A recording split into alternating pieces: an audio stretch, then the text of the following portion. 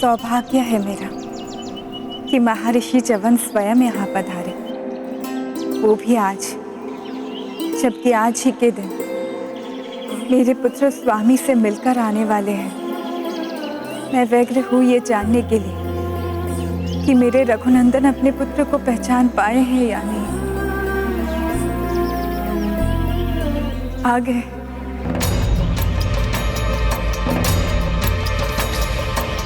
ये तो प्रसन्न नहीं दिखाई दे रहे हैं, खीनता के चिन्ह हैं इनके मुख पर। पुत्रों, ये है महर्षि च्यवन। महर्षि च्यवन, प्रणाम ऋषिवर। कल्याण हो पुत्रों। महर्षि च्यवन यहाँ पर? माता ने बताया था कि आप भी श्री राम के भक्त हैं, तो आपको तो अवश्य ज्ञात होगा कि माता सीता अयोध्या में क्यों नहीं है। हमें कोई कुछ नहीं बता रहा, किंतु आज हम माता सीता के बारे में सब जानकर ही रहेंगे।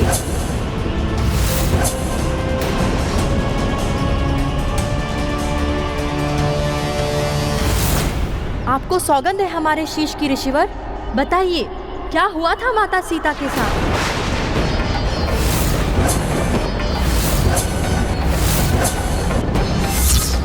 वो श्री राम की अर्धांगिनी होकर भी क्यों उनके साथ नहीं थी अयोध्या में?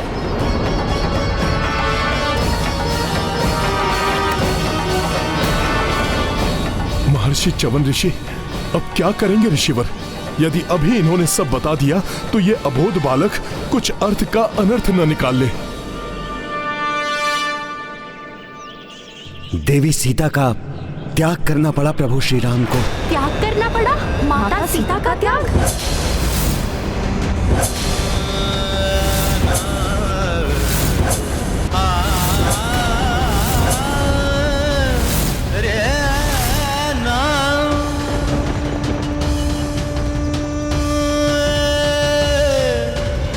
ये क्या किया आपने ऋषिवर?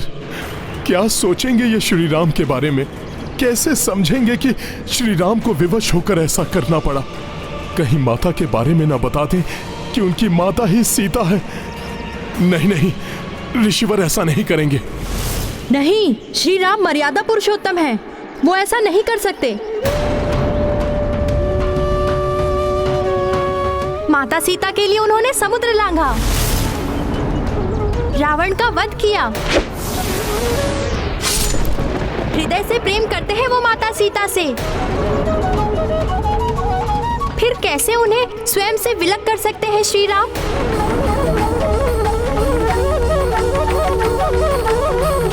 क्योंकि प्रजा ने देवी सीता पर अपवित्र होने का लांछन लगाने की भूल की थी।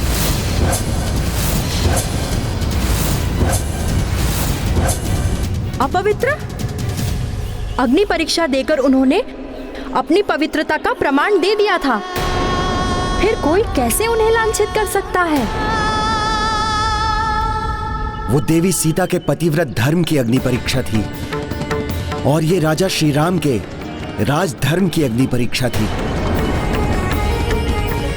राजा को अपनी प्रजा की इच्छाओं के समक्ष अपने सुखों का ही नहीं, अभी तो अपने परिजनों का भी त्याग करना पड़ता है।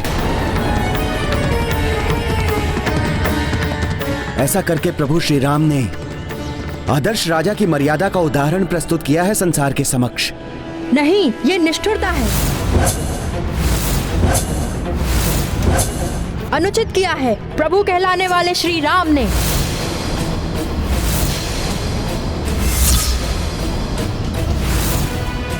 क्या सोचा था और क्या हो गया? ये तो बड़ा ही अनर्थ हो गया। इन्हें ज्ञात नहीं है कि इनकी माता ही सीता है। ऐसी स्थिति में भी ये इतने अधिक रुष्ट है प्रभु से, और जब इन्हें ये ज्ञात होगा कि इनकी माता के साथ ही ये सब हुआ है, तब कहीं ये अपने पिता से ही विद्रोह न कर बैठे, मिलन के स्थान पर शत्रुता न हो जाए। जिन श्री राम ने अपनी उन अर्धांगिनी का त्याग किया, जिन्होंने पग पग पर उनका साथ दिया, राजसी सुख त्याग कर वन वन भटकी, रावण से प्रताड़ना सही, किंतु अपने श्री राम के सम्मान में तनिक भी कमी नहीं आने दी उन्होंने।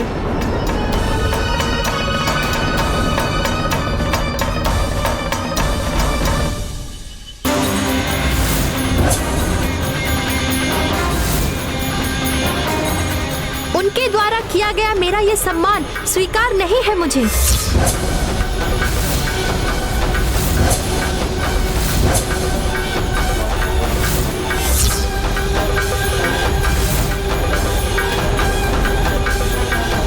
हाँ, नहीं चाहिए हमें श्री राम का ऐसा सम्मान।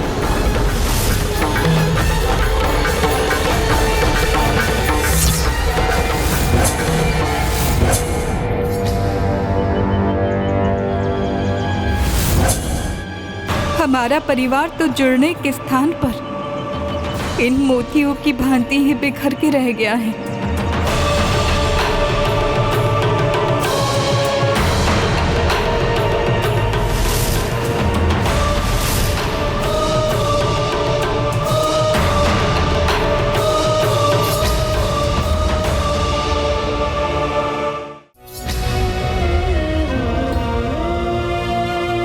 और क्या करूं मैं? कितनी मर्यादा का पालन करूं मैं? और क्या कराना चाहता है ये राजधर्म मुझसे? टूट कर बिखर चुका है ये राम।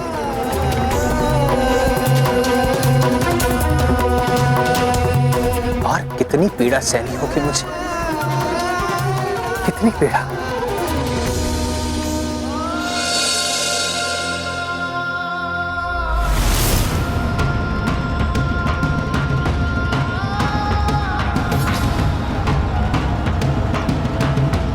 श्री राम से संबंधित कोई भी वस्तु हमें नहीं चाहिए। हाँ, हमें नहीं चाहिए। लव कुश त्रुटि हुई है तुमसे प्रभु श्री राम को समझने। माँ, उन्हें प्रभु मत कहिए। स्थिति तो और भी गंभीर होती जा रही है। पुत्र, ऐसा नहीं कहते। वो तो माता सीता जैसी पतिव्रता का त्याग करने वाला प्रभु कहलाने के योग्य कदापि नहीं हो सकता। माँ, कल्पना करके तो देखिए, वो प्रभु राजभवन में बैठे हैं और उनकी अर्धांगिनी वो कैसे कैसे कष्ट सहकर अपना जीवन व्यतीत कर रही होंगी। जीवन भर का विश्वास तोड़कर कोई अपनी जीवन संगिनी को छोड़ दे तो कितनी पीड़ा होती है उस जीवन संगिनी के हृदय में। एक एक क्षण कैसे बिताती हैं वो, आपको देखकर इतना तो बोध हो ही गया है हम भाइयों को।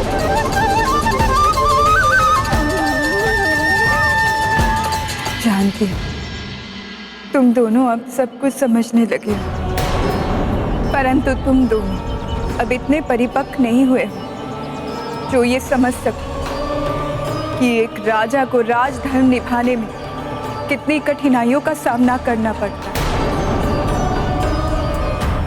प्रजा के कल्याण के लिए कैसे कैसे त्याग करने पड़ते हैं। माँ, संसार के कल्याण के लिए उन्होंने जो किया वो प्रशंसनीय है, किंतु अपनी पत्नी के प्रति भी कुछ दायित्व था उनका, जिनका निर्वहन करने में वे असमर्थ रहे। फिर कैसे हम उन्हें प्रभु की श्रेणी में रखें?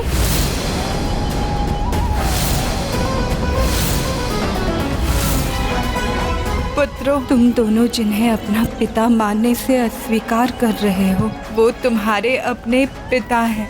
अब क्या होगा? कैसे जुड़ेगा मेरे प्रभु का परिवार? जब इन बालकों को सत्य का पता चलेगा तब कहीं कोई अनर्थ न हो जाए।